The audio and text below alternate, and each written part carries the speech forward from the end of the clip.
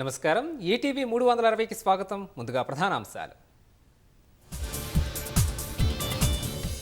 భూమి లేని నిరుపేదలకు సర్కార్ తీపి కబురు.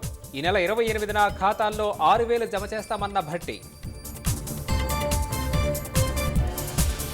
కాంగ్రెస్పై బురద జల్లడం సరికాదని కేసీఆర్కు మహేష్ గౌడ్ లేఖ. రేవంత్కు రాయబోయి బీఆర్ఎస్కు రాశారంటూ వివేకానంద విమర్శ. బీఆర్ఎస్ వల్లే గురుకులాల్లో కామన్ డైట్, మెనూ ఛార్జీల పెంపు.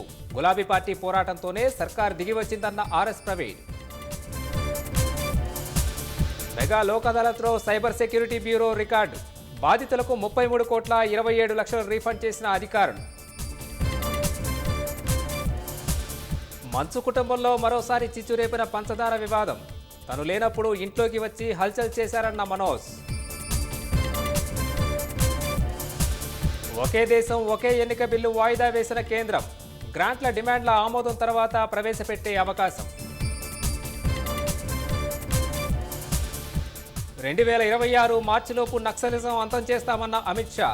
మావోయిస్టులు జనజీవన స్రవంతిలోకి రావాలని హితవు. గబ్బా టెస్ట్లో చెలరేగిన ఆస్ట్రేలియా బ్యాటర్లు.